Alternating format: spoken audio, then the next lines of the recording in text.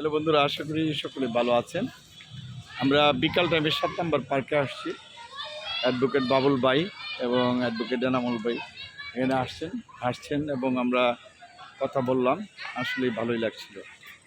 আপনারাও অনেকে আছেন আর বাচ্চারা খেলাধুলা করছে। এখানে আপনারা বাচ্চা নিয়ে আসতে পারেন বেড়ানোর জন্য। যারা 7 নম্বর পার্কে আসতে চান আসতে পারেন। ছোটো বাচ্চাদের খেলাধুলা রয়েছে এবং পরিবেশ মুক্ত।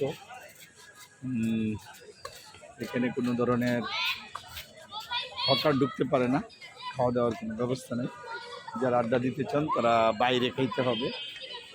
আর অনেকেই যারা বিভিন্ন রোগে ভুগে এক্সারসাইজ করতে আসে, ডায়াবেটিস বা বাথরুম বা অন্যান্য যারা রোগে ভুগে, বা অনেকেই দেখতে আসে যে পার্কের অবস্থাটা কেমন। অনেকে হয়তো এই অঞ্চলে বসবাস করে কিন্তু তার দেখা হয়ে ওঠে না, কারণ সকাল বিকাল যারা জব করে বা আজকে অবশ্য ক্রিসমাস ডে, এই জন্য অনেকেই আসতে পারছে। মনে করছি যে ঠিক আছে, একটু ঘোরাফেরা করে দেখি। যারা আসতে চান পার্কে, পরিবেশ খুবই ভালো, সকাল টাইমেও পার্কের অবস্থা ভালো থাকে, যার জন্য আপনারা আসতে পারেন। যাই হোক, ভিডিওটা বড় করবো না, এখানেই শেষ করছি। ধন্যবাদ।